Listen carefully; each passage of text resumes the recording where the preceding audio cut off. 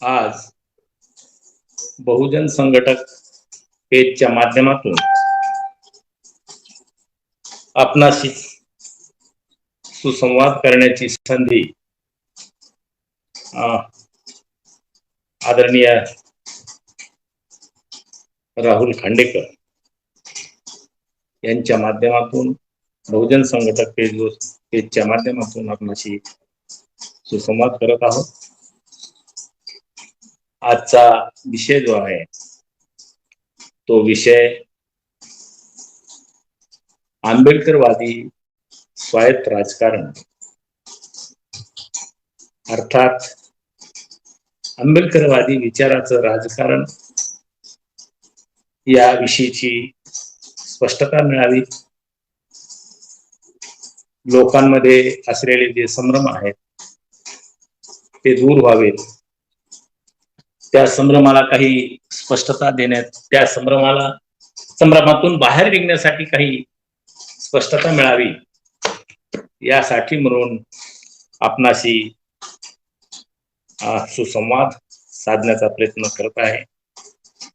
मित्रहो, राजकारण आणि तेही लोकशाहीचं राजकारण, लोकशाहीचं राजकारण हे लोकांच्या कल्याणाला केंद्रबिंदू मानून, व्यक्ती विकासाला केंद्रबिंदू मानून, व्यक्तीची मान्यता, सामूहिक मान्यता देऊन हे राजकारण म्हणजे जनकल्याणाचं राजकारण असं या लोकशाहीच्या राजकारणाला म्हटलं जातं। आपल्या भारतीय समाज जीवनामध्ये राजकारण करायचं म्हटल्यानंतर राजकारणाला एक निश्चित अशी एक विचारधारा लागते। विचारधारा आणि त्या विचारधारेच्या सुसंगत लोक चळवळी करणारा एक लोक आधार, लोकांची चळवळ लागते आणि त्या चळवळीचं संचलन करण्यासाठी नेतृत्व करणारा एक सरसेनापती लागतो आणि त्याची एक व्यवस्था म्हणजे संघटनात्मक व्यवस्था त्याची एक असते। आणि ही व्यवस्था आपल्याला भारताच्या संविधानाच्या बनल्यानंतर डॉक्टर बाबासाहेब आंबेडकरांनी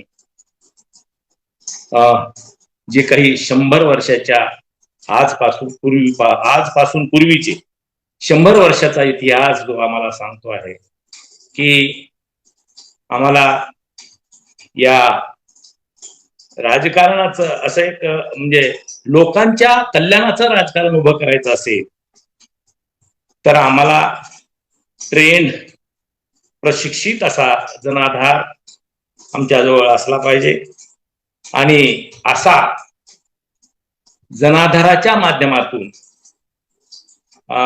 एक नवीन म्हणजे लोकशाहीला संचलित करणारा, लोकशाहीला समाजाभिमुख करणारा जो काही जनाधार आहे त्या जनाधाराच्या माध्यमातून राजकीय पक्ष उभारणे आणि त्या राजकीय पक्षाच्या माध्यमातून लोककल्याण साधणे आणि संविधानाचं जे काही मूल्य आहे ते संविधानाचं मूल्य समाजाभिमुख करणे हे डॉक्टर बाबासाहेब आंबेडकरांनी आपल्याला 1950 नंतर जे काही पूर्वीचं जे राजकारण होतं, लोकशाही लागू होण्यापूर्वीचं जे राजकारण होतं त्यानंतर आपलं राजकारण जे आहे ते लोकांचं राजकारण, रिपब्लिकन राजकारण अशी एक संकल्पना मांडली।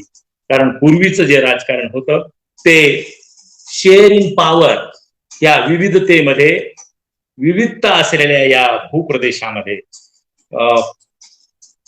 आपल्याला पॉवर मध्ये सहभाग मिळाला पाहिजे यासाठीचं राजकारण होतं। परंतु संविधान लागू झाल्यानंतर आपणाला लोकांचं आणि त्या संविधानात निहित असलेली जी मूल्य आहेत त्या मूल्यानुसार राजकारण संघटित करण्याची जी काही व्यवस्था बाबासाहेबांनी तयार करून दिलेली आहे आणि ती एक व्यवस्था एका म्हणजे खुल्या पत्रामध्ये त्यांनी मांडलेली आहे आणि त्या खुल्या पत्रात लोकशाहीमध्ये कशा प्रकारचं राजकारण केलं पाहिजे याविषयीचं काही म्हणजे त्यांनी हे दिलेले आहेत, मुद्दे दिलेले आहेत काही, यावर तुम्हाला म्हणजे लोकशाहीला काय काय आवश्यक असतं हे त्यांनी सांगितलेलं आहे. आणि ते एकदा आपण पाहिल्यानंतर आपल्याला लक्षात पुढचं जे काही आपल्याला आज वर्तमानात राजकारण कसं करायचं, आंबेडकरवादी स्वायत्त राजकारण काय आहे, आणि प्रचलित जे काही पक्ष आहेत, राजकीय पक्ष भारतीय समाज जीवनामध्ये स्वातंत्र्यपूर्व काळापासून आणि स्वातंत्र्याच्या नंतर अनेक पक्ष निघतील असंही बाबासाहेब म्हणले होते. तेही पक्ष कोणत्या दिशेनं कार्यरत आहेत, समाजामध्ये काय संदेश देत आहेत आणि कोणत्या आधारावर मताचं जे काही मतशक्ती संघटित करीत आहेत तेही आपल्याला लक्षात येईल. वर्तमानातलं जे काही राजकारण आहे हे वर्तमानातलं राजकारण समजून घ्यायचं असेल, वर्तमानातलं राजकारण यशस्वीरित्या संवैधानिक दिशानिर्देशानुसार करायचं असेल तर आम्हाला थोडस बाबासाहेबांनी जे काही सांगितलेलं आहे त्याच्याकडे लक्ष दिलं पाहिजे. आणि त्यांनी जे सांगितलं की एक 7 मुद्दे त्यांनी सांगितलेले आहेत की म्हणजे लोकशाही मधलं राजकारण यशस्वी करण्यासाठी काय काय गोष्टी आवश्यक आहेत. त्यामधला पहिला मुद्दा असा आहे की समाज व्यवस्थेत विषमता असली नाही पाहिजे. म्हणजे समाजामध्ये कसल्याही प्रकारची विषमता असू नये, म्हणजे आर्थिक विषमता, सामाजिक विषमता, सांस्कृतिक विषमता, ह्या ज्या काही विविध स्तरीकरण आहे समाज जीवनाचं, असं स्तरीकरण असता कामा नये या लोकशाहीमध्ये. दुसरा असा मुद्दा आहे की प्रबळ असा विरोधी पक्ष असावा लागतो, म्हणजे एक सत्ताधारी पक्ष आणि दुसरा प्रबळ असा विरोधी पक्ष असावा लागतो. हे दुसरा मुद्दा. आणि तिसरा मुद्दा आहे वैधानिक कारभाराविषयक क्षेत्रात पाळावयाची समता. म्हणजे संविधानाच्या जे काही अधिकार दिलेले आहेत त्या अधिकाराच्या संबंधात, म्हणजे त्याचा जो काय कारभार, अधिकार प्राप्त झाल्यानंतर जो काय कारभार करायचा असतो त्या कारभारात समता पाळण्याची जी काही बंधन आहे ते एक असावं लागतं. आणि संविधानाची नीती पालन करणं आवश्यक आहे असं चौथ्या मुद्द्यात सांगितलं. आणि संविधानाची नीती पालन करणं विशेष करून असं आहे की आपली आजची जी काही घटना आहे कायदेशीर तरतुदीचा एक तत्वाचा नुसता सांगाडा आहे असं बाबासाहेब म्हणतात की हा जो काही भारतीय संविधान हा जो काही तत्वाचा एक सांगाडा आहे आणि ह्या सांगाड्याला आवश्यक असलेले रक्तमास संविधानात्मक घटनात्मक नीतिमत्तेच्या पालनातच मिळेल.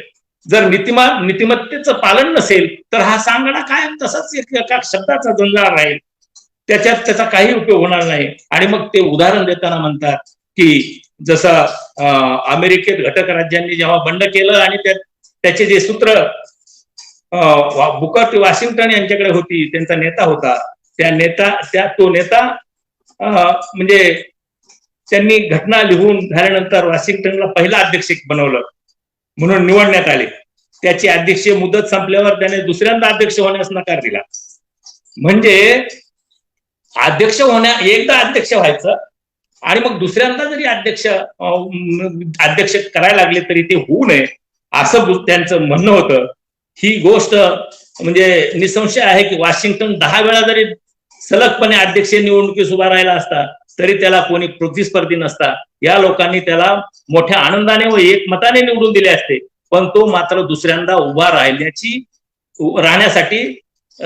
तयार झाला नाही.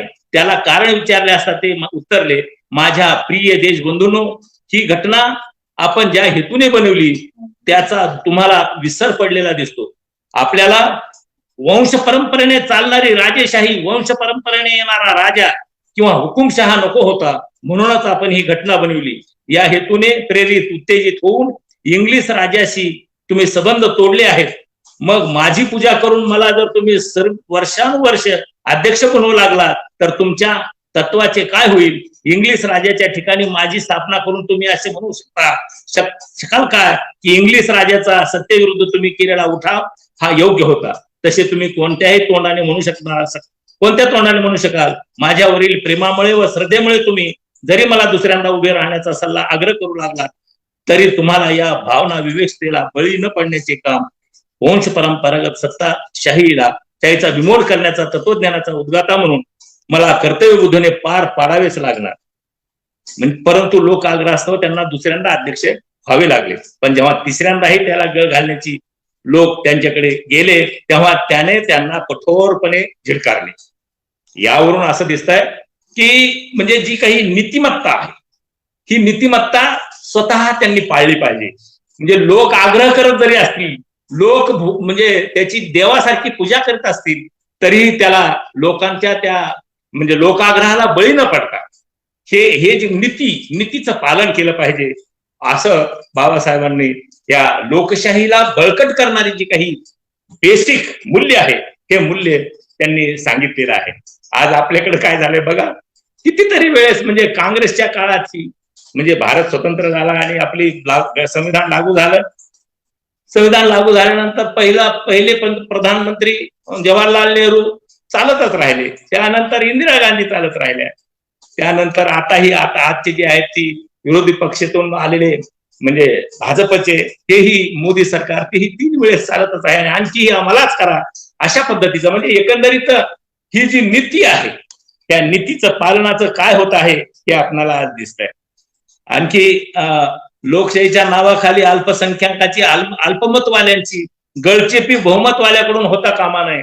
म्हणजे लोकशाहीमध्ये जे बहुमतवाले आहेत त्यांच्याकडून अल्पमतवाल्या लोकांची गळचेपी होता कामा नये. बहुसंख्याक मंडळी कारभार करीत असली तरी आपल्याला इजा पोहोचणार नाही, आपल्यावर अन्याय होणार नाही याची हमी अल्पसंख्याकांना मिळाली पाहिजे. अशा पद्धतीची व्यवस्था या म्हणजे ही जी काही मूल्य आहेत हे मूल्य आपण अनुसरले पाहिजे. 6वा मुद्दा असा आहे की नीतिमान समाज व्यवस्थेची मोरल ऑर्डर आवश्यकता आहे. समाज व्यवस्था समाजामध्येच नीतिमान व्यवस्था असली पाहिजे.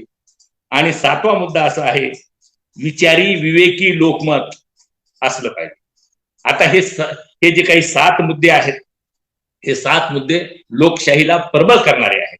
लोकशाहीला तरच लोकशाही तुमची यशस्वीरित्या म्हणजे ती संचलित होईल, समाजाभिमुख होईल.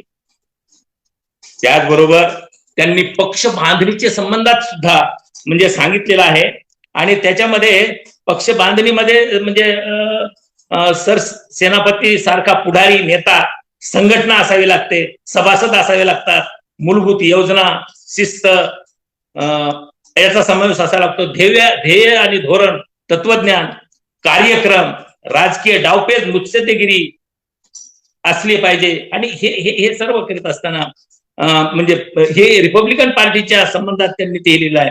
या संस्थेस पक्षाचं मान्य असलेल्या तत्वज्ञानाच्या उद्दिष्टाच्या पूर्तीसाठी मतदारांची जनतेची संघटना करावी लागेल.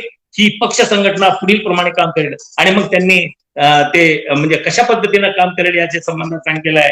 आणि त्यामध्ये जे काही 7 उद्दिष्ट ध्येय आणि उद्दिष्टाची 7 उद्दिष्ट दिले आहेत त्यापैकी प्रत्येक भारतीय नागरिकास समान संधीचा अधिकार असल्याने हा पक्ष मान्य करील. अर्थात त्यांना आत्मोन्नतीसाठी कधी संधी मिळाली नसेल त्यांना संधी मिळालेल्या लोकांपेक्षा अग्रक्रम देण्याचे तत्व पक्ष अंगीकारेल. हे महत्वाचा मुद्दा आहे की सर्वांना समान संधी जरी असली तरी ज्यांना संधीच मिळत नाही त्यांना डावललं जात आहे, उपेक्षित आहे, त्यांना संधी दिली गेली पाहिजे. अशा प्रकारचं बाबासाहेबांनी या म्हणजे लोकशाहीच्या राजकारणाच्या संबंधानं आपले विचार मांडलेले आहेत, आपली दिशानिर्देशन केलेलं आहे. आणि अशा रीतीने त्यांनी त्या रिपब्लिकन पक्षाची जी काही बांधणी आहे तिचे जे काही प्रारूप आहे ते प्रारूप त्यांनी बनवलेलं होतं. आता हे लक्षात घेता आपण इतर जी काही राजकीय पक्ष कार्यरत आहेत ते त्यांची जी काही ध्येय धोरणं आणि तत्वज्ञान जे आहे ते त्यांना काही लोकांमध्ये जागृती करणं, लोकांमध्ये नवीन मूल्य ओतणं हे काही करायची गरज भासलेली नाही. त्यांनी तसं काही केलेलं नाही. परंतु बाबासाहेबांनी जो आपला राजकीय पक्ष उभारण्यासाठी त्यांनी असं पहिलंच हे केलेलं आहे की रिपब्लिकन पक्षाची जी काही जाहीरनामा आहे तो भारताचं संविधानातलं जो सरनामा आहे तो सरनामाच आमचा जाहीरनामा अशा पद्धतीचं म्हटलेलं आहे. म्हणजे सरनाम्यामध्ये जे काही मूल्य दिलेले आहेत, व्हॅल्यू दिलेले आहेत तेच आमचा जाहीरनामा अशा पद्धतीचं एक राजकीय विचार बाबासाहेबांनी राजकीय दिशा देण्याचं काम केलेलं आहे. आणि त्यानुसार आज जे आहे ते आज बाबासाहेबांच्या हयातीमध्ये हे हे हे हे अशा प्रकारची राजकीय बांधणी त्यांनी ती केलेली आहे. आता त्यानंतर आपण असं पाहू की बाबासाहेबांच्या राजकारणाचं जे काही त्यांच्या अनुयायांनी त्यांच्या नंतर म्हणजे जे काही जनाधार जो आहे, बाबासाहेबांनी तयार केलेला जो जनाधार आहे, तो जनाधार विस्तृत करण्याचं जे काम आहे ते विस्तृत करण्याचं काम फार अशा काही वेगानं ते झालं नाही.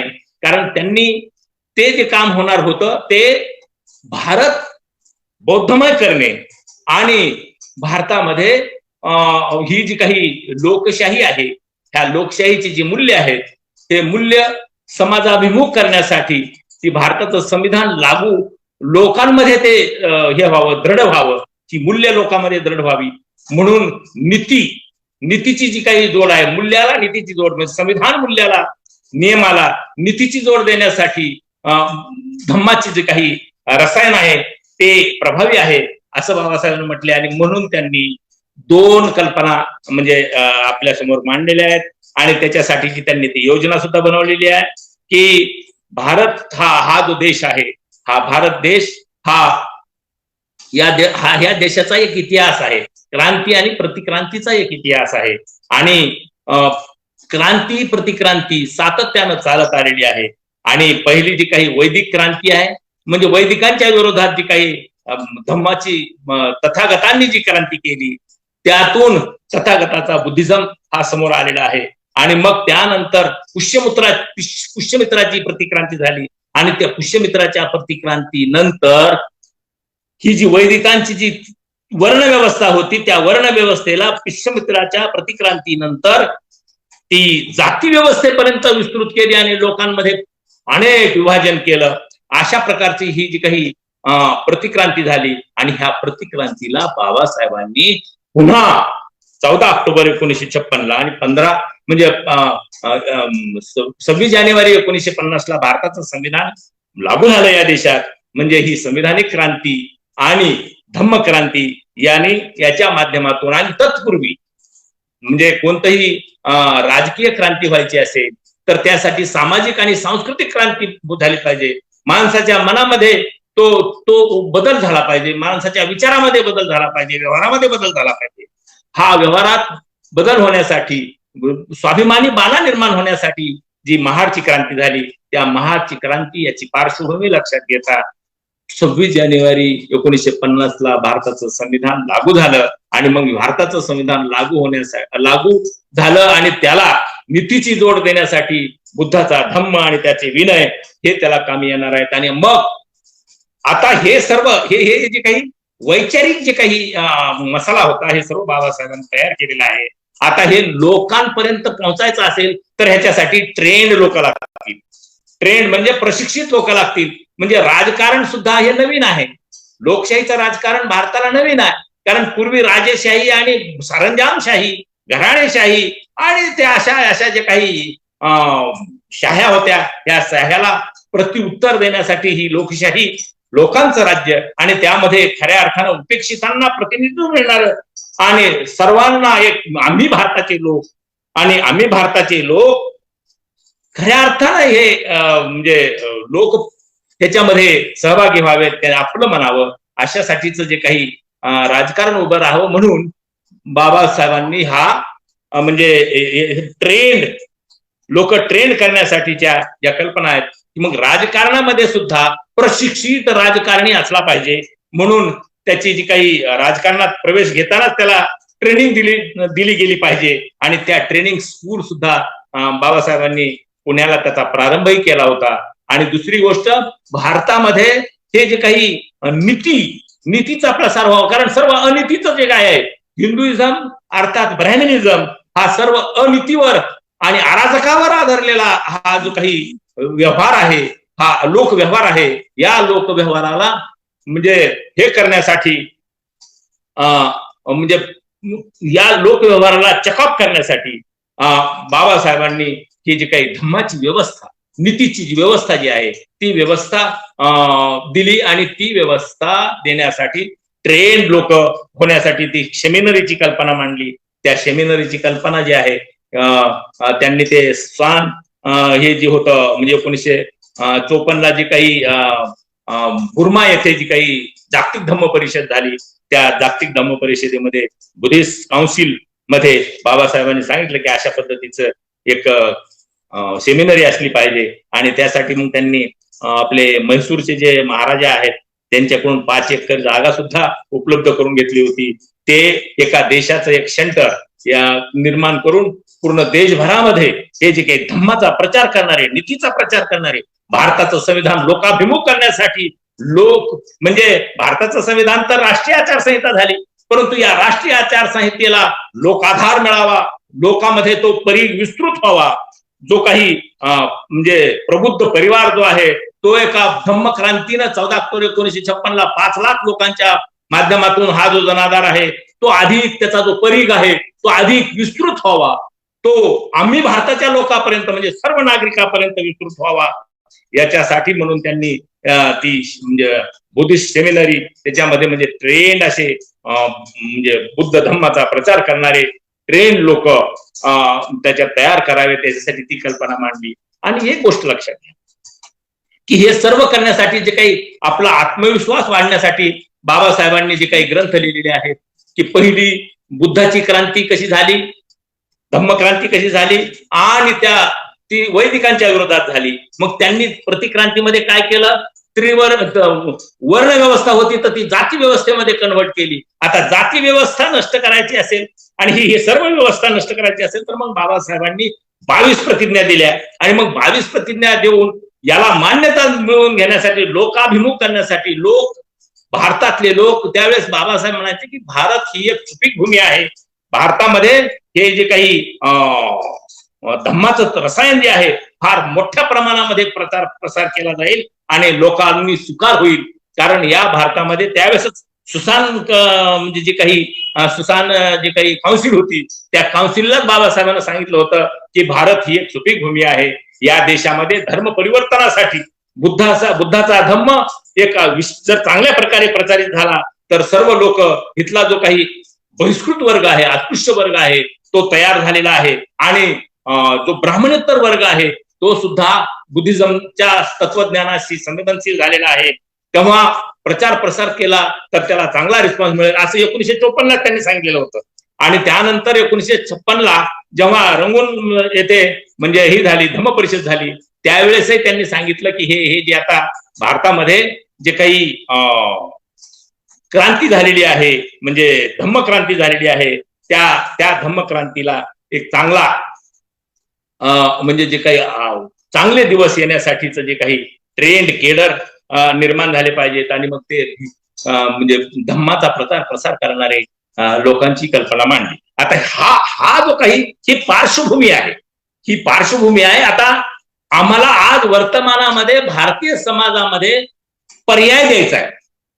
म्हणजे इथली जी काही व्यवस्था आहे इथलं जी काही राजकीय व्यवस्था आहे त्या व्यवस्थेला जे लोकव्यवहाराला पर्याय द्यायचा आहे.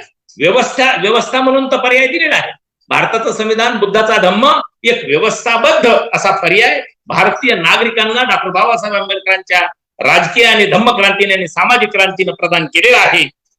परंतु लोकव्यवहाराला पर्याय लोकव्यवहार बदलणे आणि मग लोकव्यवहार बदलण्यासाठीच जे काही राजकारण करायचं असते. कारण राजकारण जे आहे जोपर्यंत लोकव्यवहार बदलून लोकांची जनमत तयार करून जे काही लोककल्याण साधायचं आहे लोकांमध्ये जे काही अवेअरनेस करायचं आहे. कारण धर्मभोळे आणि अज्ञानात राहिलेल्या लोकांना जागृत करण्याचं जे काम आहे ते आजच्या वर्तमानातलं जे काही राजकारण आहे ते राजकारण एक पर्यायी राजकारण बाबासाहेबांनी उभं केलेलं आहे.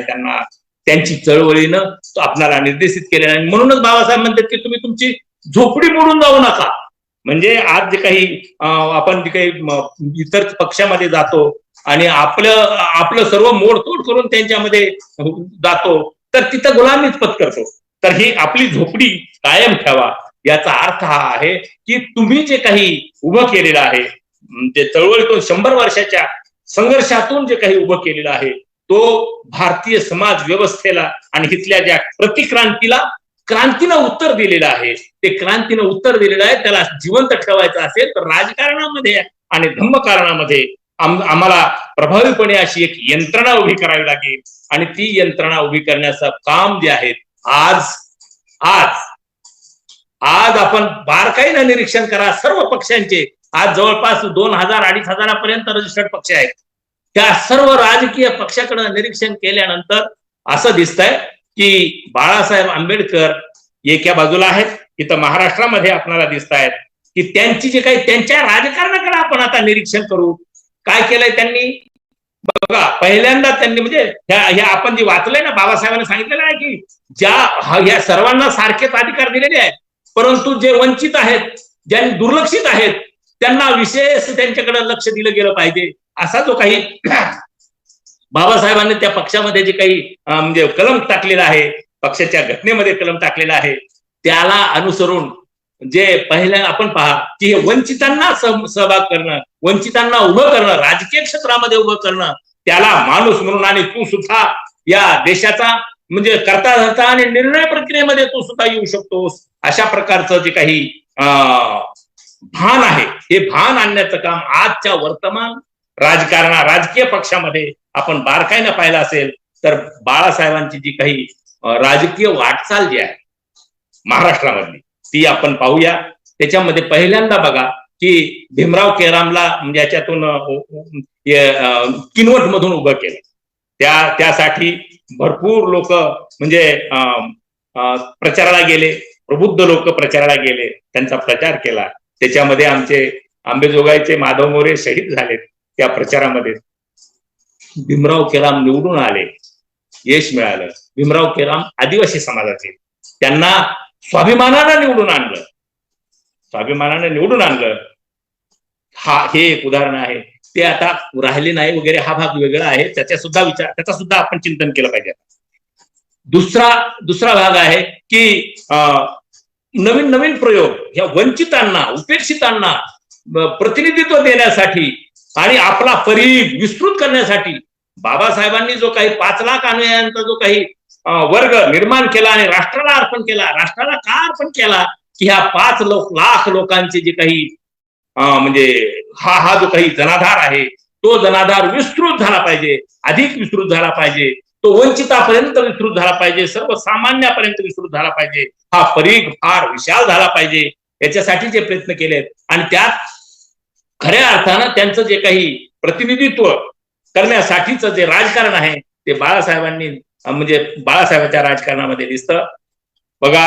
आणि अकोला पॅटर्न समोर आला. अकोला पॅटर्न मध्ये सुद्धा त्यांनी म्हणजे भारिप होतं पहिलं, भारिप आणि भारिप नंतर बहुजन महासंघ म्हणजे ओबीसी आणि बहुजन लोकांचे जे कोणी असतील इतर जाती जमातींना म्हणजे हा जनाधार विस्तृतीकरणासाठी काय प्रयत्न करत आहेत. म्हणजे भारतीय रिपब्लिकन पक्ष हा बौद्ध लोकांनी म्हणजे ह्याच्यात काम केलेलं आणि त्याच्यातून तो वाढवलेला त्यांनी.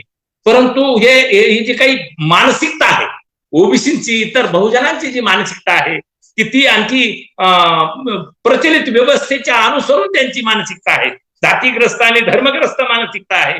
ती मानसिकताला लक्षात घेऊन त्यांची जी काही त्यांचा जो काही अवेकनिंग रेट दर्जा लक्षात घेऊन त्यांना त्यांच्यासाठी बहुजन महासंघ असं म्हणजे पक्ष म्हणजे संघटना स्थापन केली आणि त्याच्या मार्फत त्यांना म्हणजे राजकारणामध्ये सक्रिय केलं. त्याच्यामध्ये बघा मखराम पवार आहेत, हे बंजारा समाजाचे, त्यांना निवडून त्यांनाही ते मंत्री सुद्धा झाले. पुन्हा दशरथ भांडे यांनाही मंत्री सुद्धा झाले. म्हणजे एकंदरीत बाळासाहेबांनी जे काही मंत्री केले, जे ज्यांना लोकांना म्हणजे स्वाभिमानानं लोकांना उभे केलं. बौद्धांना नाही केलं त्यांनी, बौद्धांना थोडस बाजूला ठेवलं. तुम्ही थोरल्या भावाची भूमिका घ्या, बौद्धांनी थोरल्या भावाची भूमिका घ्या आणि जे कोणी वंचित आहेत, जे दुर्लक्षित आहेत, ज्यांचा गुलाम म्हणून वापर करत आहेत प्रस्थापित पक्ष, त्यांना समोर करा. आणि इतकंच नाही, 19च्या निवडणुकीमध्ये जे कोणी पुढे होते ते सर्व म्हणजे जे काही नेते म्हणून समोर केले होते म्हणजे वंचित बहुजन आघाडी काढली, त्याच्यामध्ये धनगर समाजाचे नेते आणि विमुक्त भटक्या जमातीचे जे लोक आहेत त्यांना पुढे करून त्यांची एक टीम बनवून त्यांच्या हाती सर्व कारभार देऊन सर्व प्रचाराचा आणि सर्व जे काही जे काही अधिकार आहेत ते अधिकार प्रदान करून त्यांना मोठं केलं आणि त्यांचं नेतृत्व बौद्ध लोकांनी स्वीकारलं. तर हे जे काही आहे तर हे जाणीवपूर्वक त्यांना अधिकार क्षेत्रामध्ये आणि निर्णय प्रक्रियेमध्ये आणलं आणि निर्णय प्रक्रियेमध्ये आणून त्यांना त्यांचं एक नेतृत्व उभं राहायला पाहिजे आणि ते नेतृत्व जातीग्रस्त आणि धर्मग्रस्त व्यवस्थेपासून अलिप्त राहून लोकसत्ताक प्रबुद्ध भारत बनवण्यासाठी त्यांचं नेतृत्व विकसित व्हावं, तेवढी प्रगल्भता त्यांच्यात यावी, यासाठीच जे काही संधी बाळासाहेबांच्या राजकारणाने दिलेली आहे हे आपण महाराष्ट्रात पाहतोय. देश पातळीवर सुद्धा जे काही प्रयत्न झालेले आहेत, देश पातळीवर असेच जे काही आहेत ते म्हणजे रिपब्लिकन पक्षाचं जे काही 67ला युती झाली, आपला जो काही आंबेडकरवादी स्वायत्त राजकारणाचा जो काही म्हणजे सुरुंग लागलं, स्वायत्त राजकारणाला सुरुंग लागलं ते युतीमुळे लागलं. युती झाली 67ला आणि आपलं जे काही निवडून येण्याची जी प्रक्रिया थांबली आणि मग ती सिलेक्ट करण्याची आणि कुणाला तरी एखाद्याला म्हणजे एखाद्याला घ्यायचं बरोबर आणि बाकीच्यांना सोडून द्यायचं, अशा पद्धतीचं म्हणजे जे काही प्रस्थापित पक्षांनी धोरण आखलं आणि आपलं सर्व जे काही लोकांचं जे काही पक्ष होता, लोकांचं जे राजकारण होतं, लोकांचं राजकारण थांबलं आणि ते थांबलं तर त्याच्यात वाटा जो आहे फार मोठ्या प्रमाणामध्ये म्हणजे दलित पॅंथरचा सुद्धा झालेला आहे की म्हणजे दलित पॅंथर म्हणजे रिपब्लिकन पक्षाला त्या ह्याच्यातून गर्दीतून म्हणजे युतीच्या ह्याच्यातून बाहेर काढण्याऐवजी त्यांना डॅमेज केला आणि मग त्याच्यातच ते डॅमेज झाले आणि मग शेवटी पॅंथरने सुद्धा रिपब्लिकन पक्ष काढला, पण ते आता त्यांना तुम्ही जुने जे काही आहेत ते नेते गाडून टाकले आणि मग तुम्ही पुन्हा रिपब्लिकन पक्ष काढला तर तो काही राहिला नाहीये. तोही मग तशाच पद्धतीने त्याची वाताहत झाली. तर ते हे जे आहे युतीच्या चक्करमध्ये फसले आणि पुन्हा ऐक्य आणि फूट असं होत गेलं. तर हे असं जे होत गेलेलं आहे तर हे जे काही हे कशामुळे झालं, हे युतीमुळं. तर ही युती जी आहे युती फार मोठी घातक ठरलेली आहे. युती ही अनैसर्गिक आहे खरं तर. कारण काय की तुम्हाला आंबेडकरवादी विचारधारा आहे आणि त्या विचारधारेनुसार तुम्ही एक राजकारण करताय, समाजकारण करताय, सांस्कृतिक चळवळ तुम्ही चालवताय, साहित्य निर्माण करताय. तर हे सर्व जे आहे ते व्यवस्थेला पर्याय देणारं तुम्ही निर्माण करताय आणि मग तुम्ही युती कुणाशी करताय? जे प्रतिक्रांतीचे समर्थक आहेत, जे प्रतिक्रांतीचे जे कोणी वाहक आहेत त्यांच्याशी युती करताय. म्हणजे काय करताय? तुमची आयडेंटिटी नष्ट करताय आणि मग आपली आयडेंटिटी नष्ट झाल्यानंतर मग काय उभं राहणार आहे? मग आपलं जे स्वाभिमान आहे, बाबासाहेबांच्या चळवळीचा जो आरंभ आहे त्या म्हणजे 1919ला साऊथ ब्रो कमिशन समोर जेव्हा त्यांनी गुलाम ज्या श्रेणाला बहिष्कृत वर्ग होता त्याला मान सन्मान प्रतिष्ठा काहीच नव्हती, त्याच्यासाठी मताचा अधिकार मागितला, स्वाभिमान पहिले शिकवला आणि आमच्या त्या काळात तर स्वाभिमानाचं तत्वज्ञान जे आहे ते एक तत्वज्ञान होतं, फक्त एकाच शब्दावर स्वाभिमानाच्या तत्वज्ञानावर हा सर्व जो काही जनाधार मोठा झाला, विस्तृत झाला. तो स्वाभिमान या युतीनं म्हणजे प्रतिक्रांती आणि क्रांतीसाठी तुम्ही तयार केलेला आहे, पर्याय देण्यासाठी, भारताला एक नवीन पर्याय देणे. आणि तो पर्याय म्हणजे बाबासाहेब जे आहेत त्या तिसऱ्या जगाचे महानायक आहेत. खरं तर तिसऱ्या जगाचे महानायक बाबासाहेबांनी या जगाला नवीन दिशा दिलेली आहे, राजकारणाच्या क्षेत्रामधली आणि धम्माच्या क्षेत्रामधली.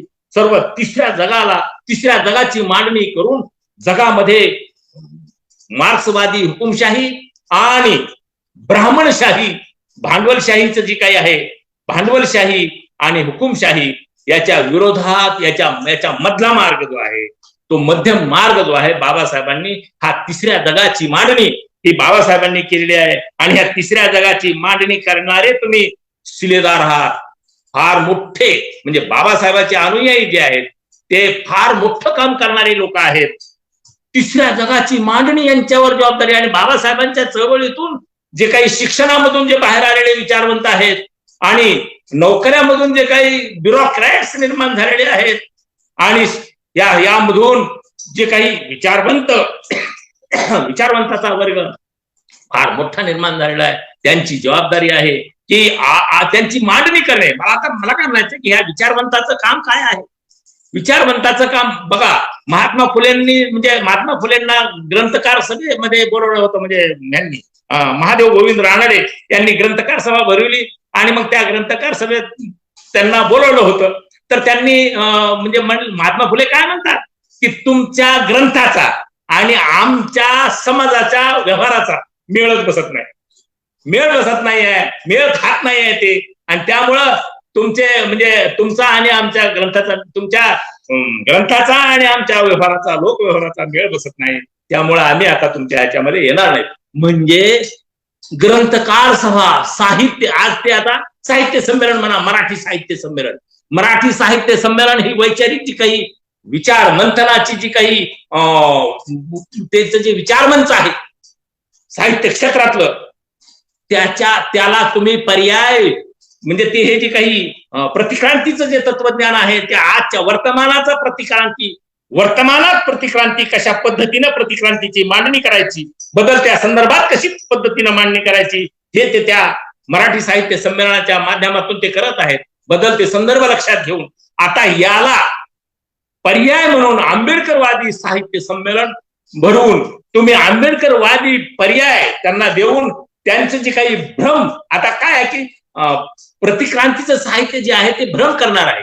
आंबेडकरवादी विचार जो आहे लोकाभिमुख झालेला आहे, लोकांमध्ये दृढ झालेला आहे, त्या विचारामध्ये भ्रम पसरवण्याचं काम या प्रतिक्रांतीवादी जे काही साहित्य आहे त्यांनी केलेलं आहे. म्हणजे त्यांचं काम ते करत आहेत भ्रम पसरवायचं. तुम्ही स्पष्टता देण्याचं काम तुम्ही आंबेडकरवाद्यांचं काम आहे, आंबेडकरवादी साहित्यिकांचं विचारवंताचं हे काम आहे. आंबेडकरवादी साहित्य निर्मिती करणे, आंबेडकरवादाचा वर्तमान काय आहे, हा वर्तमान लोकांना लोकाभिमुख करण्याचं काम जे आहे ते त्यांच्या चळवळीतून, त्यांच्या परिश्रमातून, त्यांच्या अथक परिश्रमातून जे निर्माण झालेला जो काही विचारवंताचा जो वर्ग आहे त्यांनी म्हणजे बघा त्यांनी काय बाबासाहेबांनी काय काय केलेलं आहे. उच्च शिक्षणासाठी म्हणजे काही लोकांची स्टीम पावली. लिनलित गो जे होते ते त्यांच्याकडे त्यांनी प्रस्ताव मांडला की आमच्या ह्या लोकांना उच्च शिक्षणाला पाठवा. तर ते म्हणले इतक्याच लोकांना काय तुम्हाला दुसऱ्या शाळा उघडून देतो, आणखी कॉलेज वगैरे काय करायचे ते देऊ, पण ते ह्यांना इतक्याच लोकांसाठी. तर बाबासाहेब म्हणले हे प्राथमिक शिक्षण घेऊन काय उपयोग नाही आहे, उच्च शिक्षित असले पाहिजेत आणि त्यांनी समाजाची टिहळणी करता आली पाहिजे. उंच मनोऱ्यावर बसून ते समाजाची टिहळणी करणारा वर्ग मला पाहिजे आहे, जो समाजाची टिहळणी करील आणि त्यांना त्यांच्यामधले जे काही दोष आहेत, त्यांच्यामधले जे टाकाऊ जे गोष्टी आहेत त्यांना व्यवस्थित साफ सुत्र करेल आणि लोकांना सुदृढ अवेअर जागृत ठेवील. असा एक विचारवंताचा वर्ग मला पाहिजे आहे, असा ज्ञानवान वर्ग मला पाहिजे आहे. मला म्हणजे मी ही एकटा इतक्याची कशी बराबरी करू शकतो, माझ्यासारखे जर आणखी 50 लोक जर झाले तर काय होणार आहे, हे जे काही आहे तर हे बाबासाहेबांनी त्यावेळेस सांगितलेलं आहे. म्हणजे त्यांची कल्पना काय होती, त्या कल्पनेला आज वास्तवामध्ये संशोधक तयार झालेले आहेत. आणि एक मान्य करायला पाहिजे आपण की आज जे काही आमचे जे शिकलेला वर्ग जो आहे तो शिकलेला वर्ग संशोधन करत आहे. आज कॅनडामध्ये आहे, जर्मनीमध्ये आहे, इंग्लंडमध्ये आहे, अमेरिकेमध्ये आहे, त्या विविध देशामध्ये म्हणजे जे काही शिकलेला वर्ग या ठिकाणातून बाबासाहेबांनी शिक्षण संस्था निर्माण केल्या. त्या शिक्षण संस्थेतून म्हणजे शिक्षण घेऊन आणि प्रेरणा घेऊन, विचाराची प्रेरणा घेऊन, त्यांचे जे संस्कार घेऊन त्यांनी तिकडे गेले आणि तिकडं त्यांनी आपले विचार मांडायला लागले, नवीन नवीन संशोधन करू लागले. आणि आज जे काही अपडेट जो आपण होत आहोत, आंबेडकरवादी तत्वज्ञानाच्या संबंधात अपडेट होत आहोत, हा अपडेट जो होत आहोत ते आपल्या या विचारवंतामुळे होत आहोत. आता फक्त एवढंच आहे की आम्हाला भारतामध्ये, आता बाहेरच्या ठिकाणी तर आहेत, परंतु भारतामध्ये जे काही विचारवंत आहेत ह्या विचारवंतांनी आता म्हणजे ह्या राजकारणाला राजकारण, कारण काय की बाबासाहेबांनी 1920लाच आपलं राजकारण सुरू केलेलं, सामाजिक लोकांना संघटित करणे आणि एका म्हणजे लोकांचं जे काही समान विचाराचे लोक बनवणे म्हणजे राजकारण आहे. समान विचार करणारे लोक संघटित करणे, त्याला म्हणायचं राजकारण. तर हे राजकारण बाबासाहेबांनी 1920ला सुरू केलेलं आहे आणि हे राजकारण करण्यासाठी त्यांना शाहू महाराजांनी मदत केलेली आहे, शाहू महाराजांनी त्यांना प्रोत्साहन दिलेलं आहे. तर हे तेव्हापासून सुरू केलेलं आहे. आज जे आहे ते आज आपल्याला दिसत आहेत, विचारवंत दिसत आहेत. फक्त काय आहे की त्या विचारवंतांना संघटित करणे, त्यांच्याशी संवाद करणे, डायलॉग करणे. आज कसं आहे की ते विचारवंत आहेत म्हणून ते संभ्रमित आहेत. अडाणी लोक संभ्रमित होत नाहीत, कारण त्यांना म्हणजे ज्ञानच नसते, कसल्या प्रकारचं काही ते विचारही करत नाहीत. ते विचार करतात म्हणून संभ्रम निर्माण होतो. आणि म्हणून या संभ्रमाला स्पष्टता देण्यासाठी नियमित विचार विनिमय करण्यासाठी सुद्धा बाबासाहेबांना सल्ला ह्याच्यासाठी दिला होता की दर रविवारी तुम्ही बुद्ध विहारात एकत्रित या, विचार विनिमय करा आणि धम्मचर्चा करा. विहारात एकत्रित येऊन धम्मचर्चा करा आणि धम्मचर्चा करून त्या विचार विनिमयातून घेतलेला जो निर्णय आहे तो निर्णयाची अंमलबजावणी करा आणि तुम्ही दुःखमुक्त व्हा. हे बाबासाहेबांनी सांगितलेलं आहे. म्हणजे विचार विनिमय, सातत्यानं विचार विनिमय.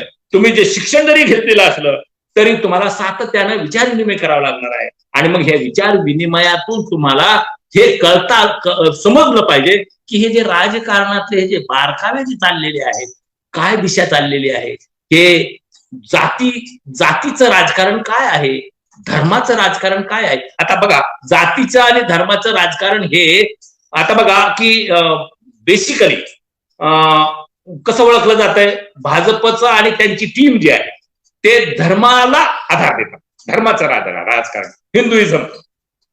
आणि जे काँग्रेस आहे आणि काँग्रेसचे सहभागी जे आहेत ते कशाचं राजकारण करतायत, जाती आधारावर राजकारण करतायत. म्हणजे जातीचा जनाधार घेऊन त्यांचं जातीचं म्हणजे समीकरण जुळवत आहेत. आणि मग त्या जातीच्या राजकारणाला आणि धर्माच्या राजकारणाला त्यांनीच आपल्याला एकमेकाला प्रतिस्पर्धी ठरवून हे बाकीचे जे काही आंबेडकरवादी विचारधारा आहे आणि त्याचं राजकारण आहे त्याला इग्नोर करत आहेत. ही फार गंभीर गोष्ट आहे. आंबेडकरवादी राजकारण खऱ्या अर्थानं भारताचं संविधान लागू करणारं राजकारण आहे, लागू करण्यासाठीचं राजकारण आहे. म्हणजे भारताच्या संविधानानं आम्हाला एक नवीन राष्ट्रवाद दिलेला आहे, स्वातंत्र्य, समता, बंधुत्व, हेच भारतीय राष्ट्रीयत्व. तर हे जे राष्ट्रीयत्व आपल्या भारताच्या संविधानानं प्रदान केलेलं आहे ते सर्वांनी अंगीकारलेलं आहे. म्हणजे 26 जानेवारी 19 आम्ही ते शपथबद्ध झालेलो आहोत. आणि हा राष्ट्रवाद आम्ही समाजाभिमुख केला पाहिजे याच्यासाठी कटिबद्ध असलेलं बाबासाहेबांचं राजकारण आहे. आणि त्या बाबासाहेबांचे हे जे काही राजकीय पक्ष जे आहेत हे त्यांची प्रेरणा घेऊन करणारे जे काही कार्यरत सक्रिय झालेले आहेत, त्यामध्ये आज महाराष्ट्रामधलं जे काही राजकारणाकडे निरीक्षण चाललेलं आहे, सर्व जातीचा अहंकार जोपासला जात आहे.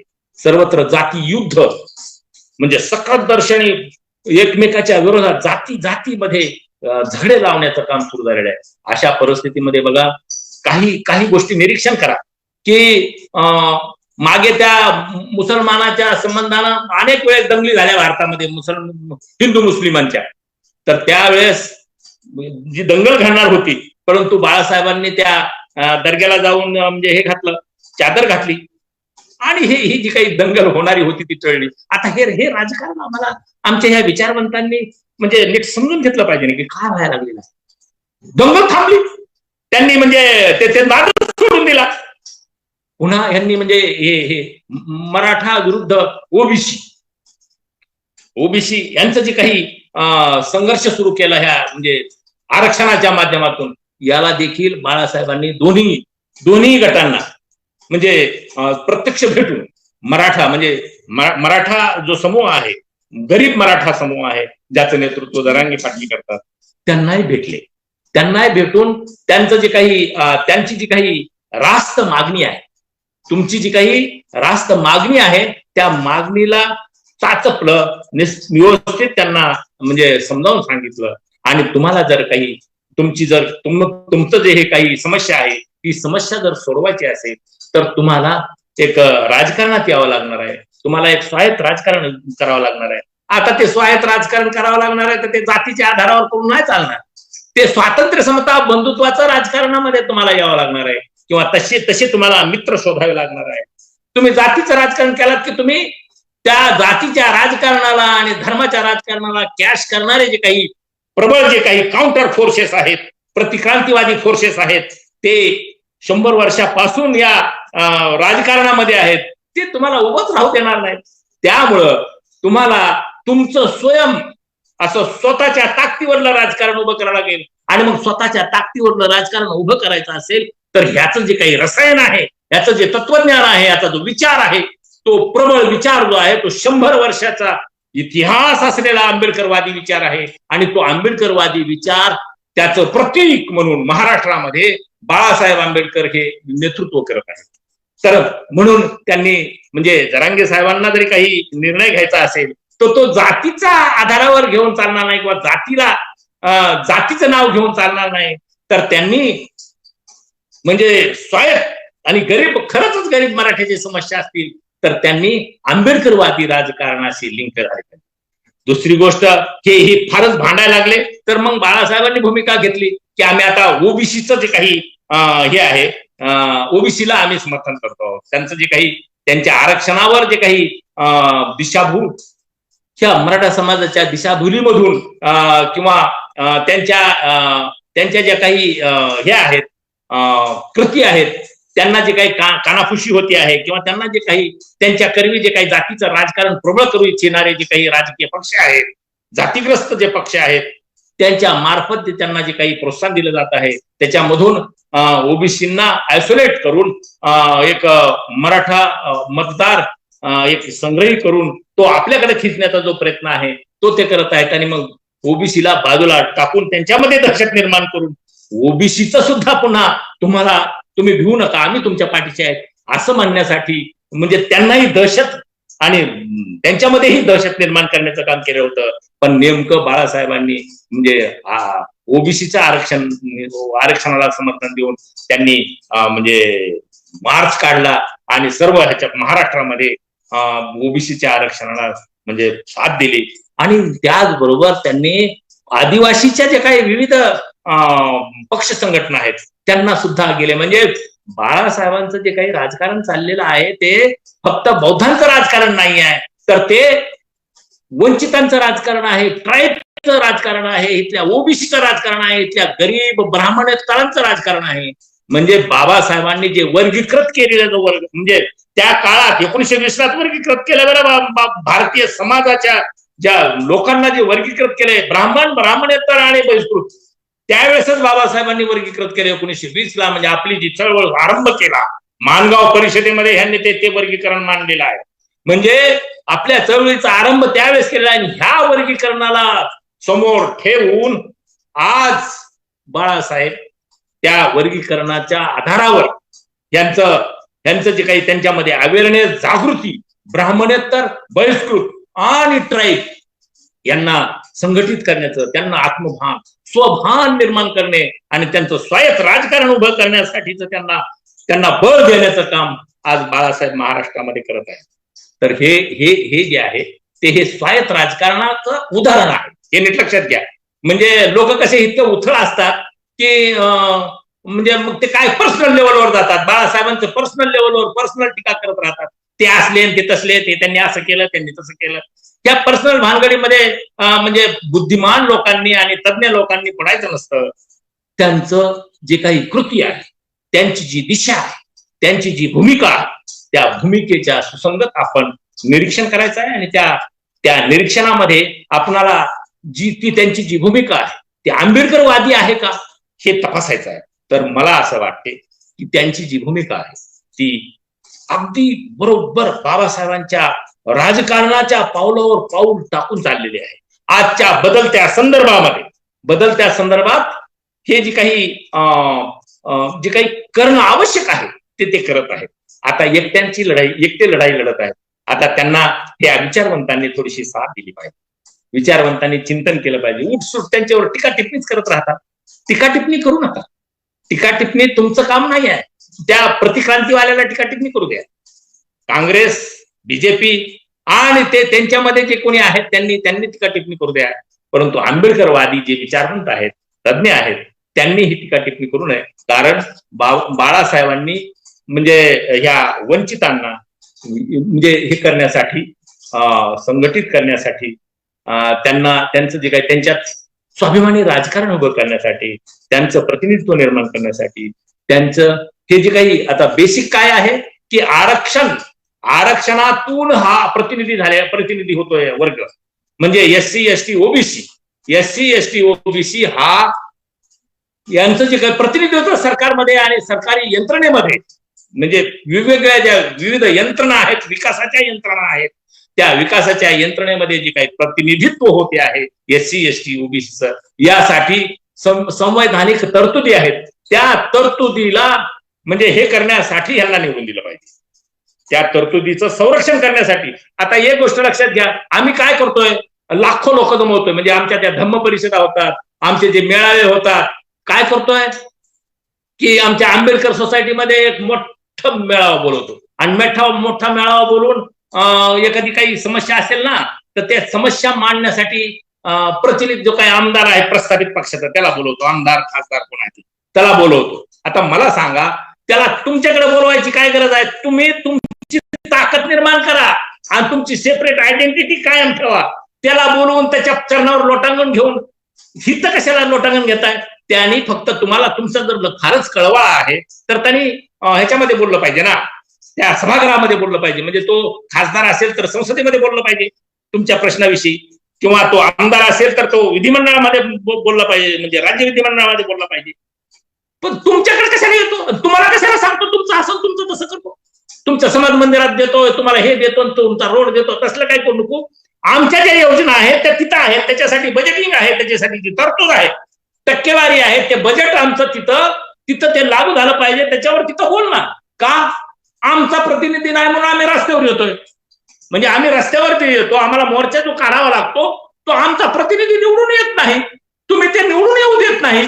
तुम्हाला वाटतं आम्हीच तिथं निवडून गेलो पाहिजे, हे आंबेडकरवादी निवडूनच येऊ नयेत.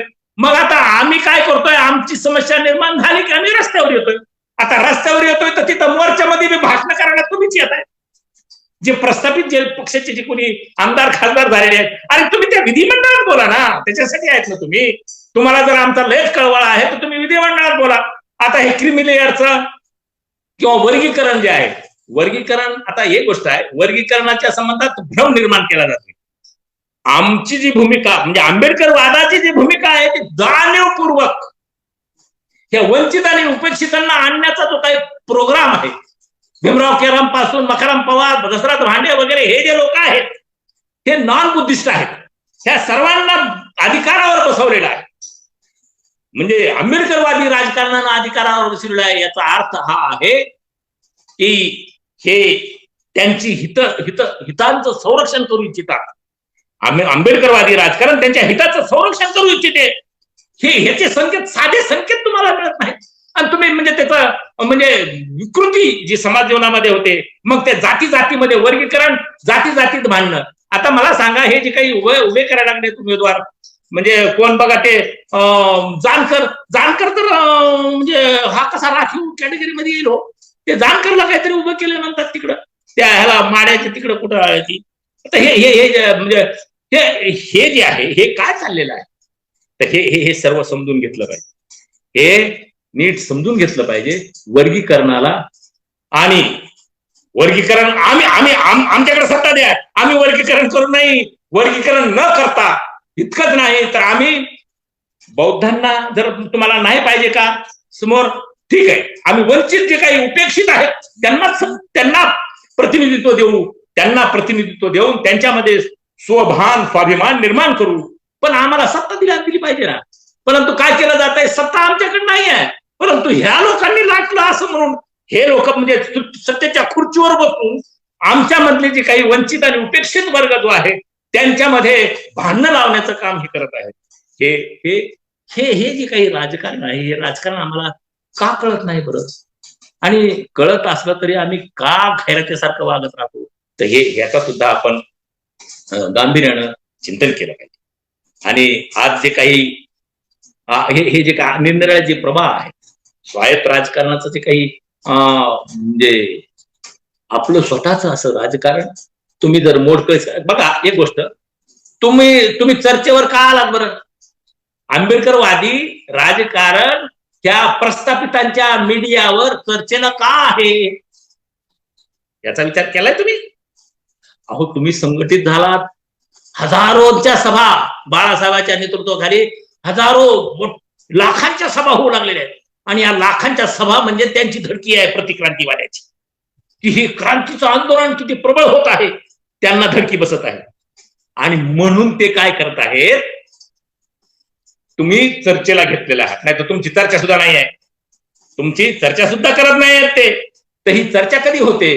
जेव्हा जेव्हा स्वाभिमानी चळवळ प्रबळ होते तेव्हा तेव्हा चमच्यांच्या माध्यमातून आणि आपल्या हस्तकांच्या माध्यमातून आपली जी काही सत्ताची साधनं जी आहेत, विविध साधनांचा दुरुपयोग करून लोकांना म्हणजे हाताशी धरून या आंदोलनाला चिरडण्यासाठी जाती युद्ध म्हणजे जातीचे तंत्र आणि धर्माचे तंत्र वापरून यांच्यामध्ये बेबनाव करण्याचं काम म्हणजे राष्ट्रद्रोह करण्याचं काम हे प्रस्थापित पक्ष करत आहेत, हे नीट लक्षात घेतलं पाहिजे. आणि म्हणून या देशामध्ये हे जे काही अराजक निर्माण करणारे जे काही अराजक निर्माण करून सत्ता हस्तगत करणे, लोकांना जागृत करून सत्ता हस्तगत नाही करायची, अराजक निर्माण करून दहशत निर्माण करून भेडवून त्याला आता अस्थिर करून सत्ता म्हणजे हे करायचं आणि मग दहशत निर्माण करून सत्ता प्राप्त करायची. आंबेडकरवादी राजकारण त्याला जागृत करून, त्याला प्रतिनिधित्व देऊन, त्याचा विचार त्याच्याशी विचार विनिमय करून, त्याच्या लेवलवर त्याला जितकं ज्ञान आहे ते ज्ञान समजून घेऊन, त्याला त्याचं काय आहे जितकं कळतंय तितकं त्याला समजून घेऊन, बरोबर घेऊन, त्याच्यामध्ये परिवर्तन घडवून, बाबासाहेबांचा विचार समजावून सांगून, आणि हा स्वाभिमानाचा विचार आहे अशा पद्धतीचं जी काही प्रक्रिया आहे ती प्रक्रिया आंबेडकरवादी राजकारणाची होते. आणि म्हणून मग हे जे काही आता विविध घटक आहेत आज जे आहेत, मग ते काय करायला बाळासाहेबांच्या नेतृत्वाखाली हे जे काही SC ST OBC जे काही ग्रुप आहेत, आक्रमक झालेले म्हणजे केलेले ग्रुप आहेत, त्यांनी त्या ग्रुप ते हे सर्व ग्रुप बाळासाहेबांकडे आकर्षित होऊ नये म्हणून त्यांनी आणखी तिसऱ्या आघाड्या काढत राहतात, पुन्हा कुणाला सांगत येते त्या आघाड्या करा म्हणजे, आणि आघाड्या करा, त्यांना हायलाइट करा, त्यांना मोठे नेते करा. बाळासाहेबांचं त्या टीव्हीवर ह्याच्यावर आता काही फारसं देणं गेलेले आहेत.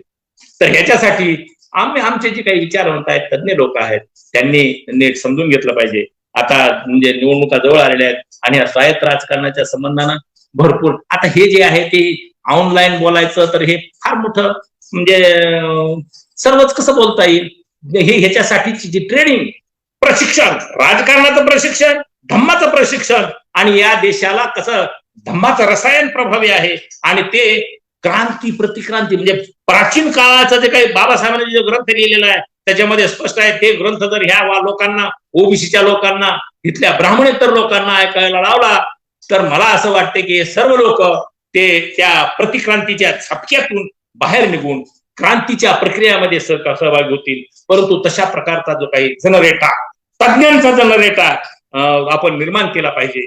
आणि आज जे काही आपले या ठिकाणी आपण म्हणजे या ठिकाणी मला ऐकून घेतलं. आता हे सर्व बरेचशा गोष्टी आहेत, परंतु म्हणजे या लाईव्हला सुद्धा म्हणजे मर्यादा आहेत, परंतु ह्या जे काय 4 भिंतीच्या आत प्रशिक्षण देण्याच्या गोष्टी आहेत, त्याच्यातले बारकावे जे आहेत ते बारकावे नीट समजावून उकल करता येते. बारकाव्याची अशा ह्याच्यात उकल करता येत नाही, परंतु मला जे काही शक्य झालं, जितकं मला जशा शब्दात मांडता आलं तितकं मी आपल्या समोर मांडलेलं आहे. आपण ऐकून घेतलं, याला समजून घ्या, नीट समजून घ्या, आणि तज्ञ विचारवंत जे लोक आहेत त्यांनी आता जरा थोडस भानावर या आणि भानावर येऊन गांभीर्याने विचार करा. म्हणजे इतकं का बरं आक्रसाळ होत आहे? तुम्ही बाळासाहेब असे वागतात, तसे वागतात, त्यांचं हे आहे ते आहे, अरे मग तुम्ही त्यांच्या राजकारणाचं निरीक्षण करा आणि मग तुम्ही म्हणजे एकदम शत्रूच्याच म्हणजे हे नाही आता आम्ही ते तिकडेच जातो असं म्हणणं तुमचं बरोबर नाही. असं काय करू नका. आणि निवडून आता ते हे जे काय ते काय असतंय, आपण निवडून येऊ शकत नाही, युतीच करायला पाहिजे आमचे 52 गट आहेत, बाबासाहेबांनी केलं आता आपल्याला ते करता येणार नाही, आपली संख्या कमी आहे, हे असले जे काही म्हणजे संभ्रम आहेत आपल्यामध्ये, एक नीट लक्षात घ्या, स्वायत्त राजकारण जे आहे तुमचं, म्हणजे 5 लाख अनुयायी होते की नाही, मग 5 लाख अनुयायी किती वर्ष लागले ते 5 लाख अनुयायी करायला बाबासाहेबाला? 20 आणि 20 40 वर्ष. 1916 सुरू झाले आणि 1956 बाबासाहेबांनी 5 लाख लोकांचा जनसमुदाय राष्ट्राला अर्पण केला नागपूरला. 40 वर्ष लागली की नाही? मग 40 वर्षामध्ये हा जनसमुदाय तयार केला बाबासाहेबांनी. तर तो आता पुढचं त्यांनी बाबासाहेबांनी हे तुम्हाला पुढे घेऊन जाता येत असेल तर मागे घेऊन जाऊ नका. म्हणजे हा जो कारवा आहे मी फार मोठ्या अथक परिश्रमातून इथपर्यंत आणलेला आहे. आता तुम्ही तुम्हाला जर पुढे घेऊन जाता येत नसेल तर इथंच थांबवा, पण मागे काय घेऊन जाऊ नका. परंतु काय केलंय हे सर्व आम्ही कुठं मोडतोड केलं बाबासाहेबांच्या रथाची. तर हे सर्व लक्षात घ्या. त्यांनी तो जो काही धनाधार आहे 5 लाख अनुयायांचा तो विस्तृत करण्याचं काम बाबासाहेबांच्या नंतर कुणाचं होतं बरं? आपलं होतं नाही सर्व. आपण ते करायला हवं होतं ना. विस्तृत करणे हा आता इतकाच जनाधार आहे. आम्ही निवडून येत नाही जो आम्ही इतकेच आहेत. मग निवडून येण्यासाठी किती लोक पाहिजे? तर त्याच्यासाठी सुद्धा तुम्हाला ओबीसीच्या साठी म्हणजे शूद्रपूर्व कोण होते हाही ग्रंथ लिहिला, म्हणजे अस्पृश्य मूळचे कोण हाही ग्रंथ लिहिला. म्हणजे ह्या सर्व लोकांना कव्यात घेण्यासाठीच्या ज्या काही वैचारिक ज्या काही कन्सेप्ट आहेत त्या वैचारिक कन्सेप्ट बाबासाहेबांनी लिखित दिलेले आहेत. आता ह्याला सुट्ट करून छोटे पुस्तिका तयार करून एक संकल्पना म्हणजे क्लिअर करण्याचं काम कुणाचं आहे बरं? ह्या विचारवंताचं आहे. आणि म्हणून आपली संख्या कमी, विस्तृत करा, मोठी करा. आणि ती संख्याही आता वाढू लागलेली आहे. आता बौद्धांनी जरा काय आहे की बेस बनलं पाहिजे. बेस असावा लागतो कोणत्याही चळवळीला, आधार असावा लागतो आणि त्याच्यावर इमारत उभी राहते. म्हणजे इमारत मोठी उभी करायची आहे ना तुम्हाला. भारत राष्ट्र एक प्रबळ करायचं आहे आणि त्याचं नेतृत्व करायचं आहे. तिसऱ्या जगाचं महानायक बाबासाहेब आहेत. तुम्ही आता हे भारताचं नेतृत्व करणारे तरी व्हा, जगाचं नाही पण भारताचं तरी नेतृत्व करण्यासाठी तयार व्हा. आणि भारताचं नेतृत्व तयार करण्यासाठी हा जो डोलार आहे तो उभं करण्यासाठी ह्याला विस्तृत करा. आणि हा विस्तृत करण्यासाठी तुम्ही संख्येनं कमी नाहीत, आता फार मोठे वाढलेले आहेत. बाळासाहेब जी प्रयत्न करत आहेत, बीएसपी उत्तर प्रदेशामध्ये आणि उत्तर भारतामध्ये प्रयत्न करीत आहे, ती सुद्धा ओबीसींना आणि सर्व वंचितांना एकत्रित करण्यासाठी तिकडे काम करत आहे. आपण इकडे हे काम म्हणजे महाराष्ट्रामध्ये बाळासाहेब करत आहेत. यांना हे जे काही उपेक्षितांना, वंचितांना, असे काही बहुजन बनण्यासाठी, अल्पसंख्याक आहेत, कमी संख्येनं आहेत, जास्त संख्येनं बनण्यासाठीच जे काही प्रयत्न आंबेडकरवादी राजकारणाचा चाललेला आहे तो यशस्वीपणे सुरू आहे. तुम्ही घाबरून जाऊ नका, इकडे तिकडे पळू नका. शिकलेले लोक घाबरतात लवकर, हे कसं होईल बाबा, आता होत नाही काय की, म्हणून तुम्ही शत्रूच्या कळपात म्हणजे काँग्रेसच्या कळपात दाखल होता. तज्ञ लोक तुम्ही दाखल होता आणि त्याच्यामध्ये काही लोकांना आमिष दिले जाते. मग त्या आमिषा पोटी तिकडेच जातात. तर ते आमिष ते क्षणिक आहे. तुमची लाचारी गुलामी काही त्या एखादं पद दिल्यानं ती नष्ट होणार नाहीये.